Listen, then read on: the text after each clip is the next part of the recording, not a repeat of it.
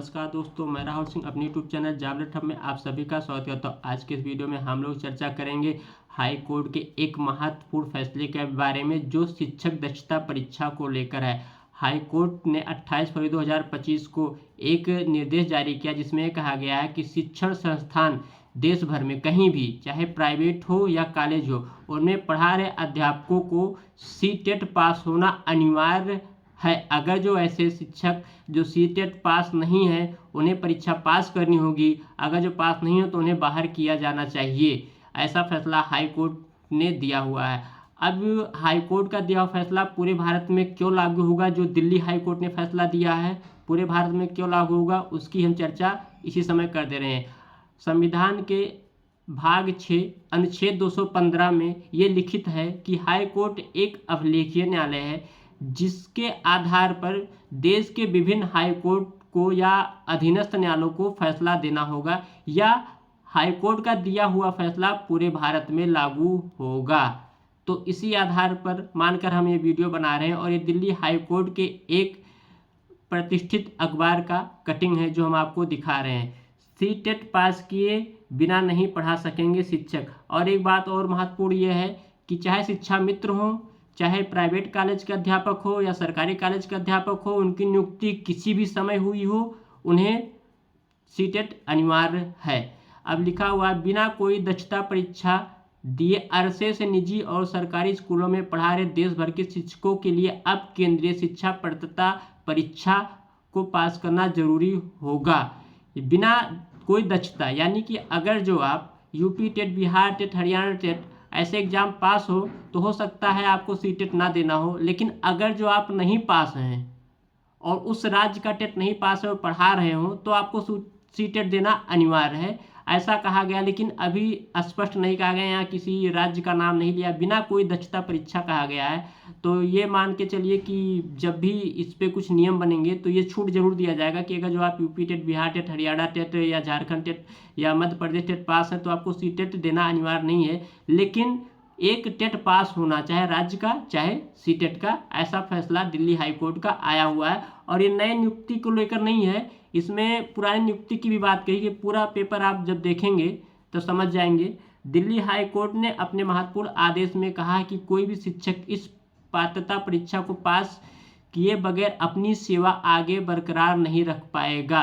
यानी कि जो पढ़ा रहे हैं उनको भी ये पास करना अनिवार्य है, ये इसी समय बोल दिया है। हाई कोर्ट के आदेशानुसार नई नियुक्ति में भी इस नियम का पालन जाना जरूरी होगा। नया नियुक्ति तो बिना सीटेट यूपी टेट के होता ही नहीं है।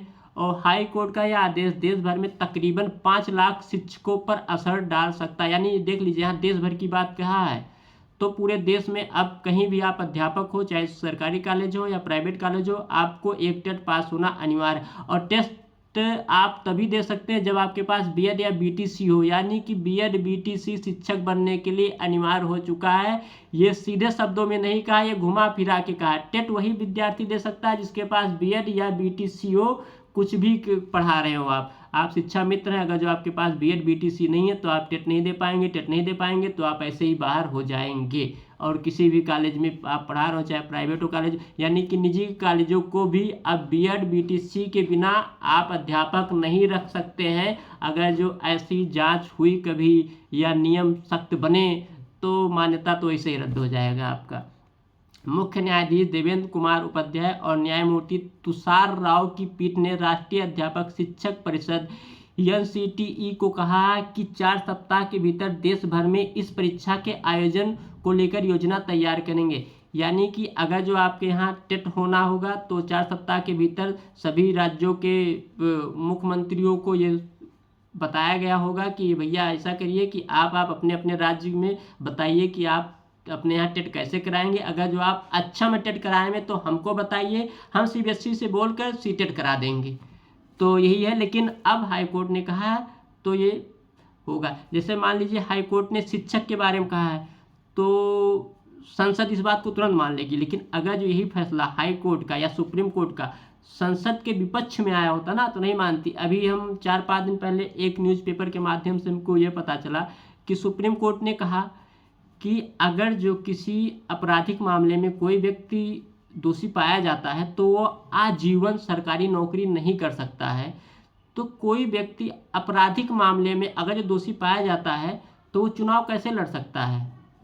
तो संसद में ये नियम है कि किसी व्यक्ति के पास आपराधिक मामले का दोषी है तो 6 साल बाद चुनाव लड़ सकता है। इसी पे टिप्पणी किया सुप्रीम कोर्ट ने कि 6 साल बाद क्यों चुनाव लड़ सकता है? भाई आजीवन चुनाव नहीं लड़ सकता। अगर जो सरकारी नौकरी नहीं कर सकता है, अगर जो सरकारी नौकरी वो कर नहीं सकता तो चुनाव कैसे लड़ सकता है भाई एक व्यक्ति आजीवन? तब संसद के सभी नेताओं आधे तो ऐसे ही करप्ट हैं, मिर्ची लगी थोड़ी सी, तब हल्फनामा दिया गया सॉलिसिटर जनरल के माध्यम से। ये ऐसा है सुप्रीम कोर्ट, उच्चतम न्यायालय, औकात में रहिए। आपको सिर्फ न्यायिक समीक्षा करने का संविधान में कहा गया है, ये संसद को निर्देश देने का अधिकार आपको नहीं है। संसद को निर्देश मत दीजिए, जो कानून संसद बनाएगी वही मान्य होगा, आप न्यायिक समीक्षा करिए उसका। और ये नहीं है, जो है वही है। चुनाव लड़ेंगे अपराधी लोग तो लड़ेंगे, मंत्री बनेंगे तो बनेंगे, नहीं तो आधा ज़्यादा सांसद ऐसे ख़त्म हो जाते, स्टेट के विधायक ऐसे ख़त्म हो जाते इस फैसले के बाद। तो अब अपने लिए कुछ कर, अब आप देख नहीं रहे हैं ओपीएस लेने वाला एनपीएस दे रहा है। आप बताइए, ओपीएस लेने वाला जो खुद ओपीएस ले रहा है वो हमसे कह रहा नहीं नहीं आप एमपीएस लीजिए, हम ओपीएस लेंगे। गजब के देश में हम रह रहे हैं और लोग इसका विरोध भी नहीं कर रहे हैं। कोई मतलब सब कह रहे ओपीएस लाओ, सब सांसद विधायक लगे, लेकिन किसी सांसद विधायक ने कभी ये नहीं कहा होगा कि अगर जो जनता को ओपीएस नहीं देंगे तो हम भी ओपीएस नहीं लेंगे, हमको भी एनपीएस के माध्यम में रखा जाए। किसी सांसद ने बात नहीं कही होगी। क्यों? क्योंकि वो उनके अपने हित की है, अपने लिए है, इसीलिए नहीं कहे होंगे। लेकिन अगर जो यही सांसद लोग कहते हैं, 550 के करीब में है, 200-250 लोग ये सांसद यही बोल दिए होते, जो विपक्ष में वही बोल दिए होते सिर्फ कि अगर जो आप इन लोगों को ओपीएस नहीं देने तो हम लोग भी ओपीएस नहीं लेंगे। सांसदों के लिए एक नियम बनाइए, एनपीएस के तहत ला दीजिए, ये लोग भी शांत हो जाएंगे, हम भी शांत हो जाएंगे। लेकिन ऐसा नहीं है, हम नियम बना रहे हैं तो हमको चाहिए फुल एकदम बढ़िया बकायदा।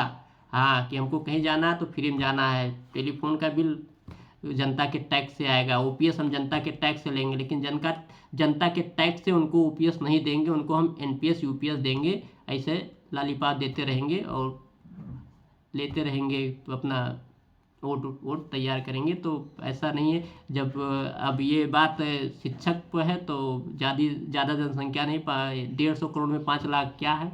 कहेगा हाँ कराओ, सीटेट यूपीटेट कराओ, बाहर करो इनको, शिक्षा मित्रों को। एक बार बाहर ऐसे भी बेचारे हो चुके हैं। माननीय पूर्व मुख्यमंत्री अखिलेश सिंह यादव जी कर दिए थे इन लोग की अस्थायी नियुक्ति।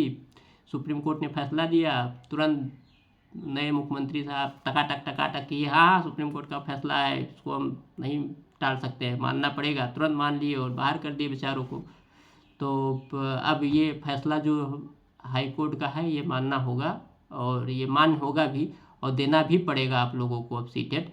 तो ये देखिए यहाँ लिखा हुआ है सीधे येलो वाले लाइन पर हम पढ़ें। इस मामले में गैर सरकारी संगठन जस्टिस फॉर ऑल की ओर से अधिवक्ता खगेश बिझा और अधिवक्ता शिखा शर्मा बग्गा ने जनहित याचिका दायर की थी। याचिका में कहा कि राष्ट्रीय अध्यापक शिक्षक शिक्षा परिषद में 30 अगस्त 2010 को अधिसूचना के खंड 4 में संशोधन किया, मगर कक्षा 1 से 8वीं तक के शिक्षक की नियुक्ति करते समय न्यूनतम योग्यता माफ कर दी जा रही है यदि उस शिक्षक की नियुक्ति अधिसूचना जारी होने से पहले हुई थी। जनहित याचिका में कहा गया कि राष्ट्रीय अध्यापक शिक्षा परिषद का यह निर्णय छात्रों के भविष्य के साथ खिलवाड़ करने वाला हाई कोर्ट ने इस गंभीरता से लिया और आदेश दिया कि सभी शिक्षक को CTET की परीक्षा से गुजरना होगा, उसके बाद ही वो अपनी नौकरी बचा पाएंगे। यानी कि अब अनिवार्य हो, जो नौकरी कर रहे हों या ना कर रहे हों, अभी तो 1 से 8 तक की बात कही गई,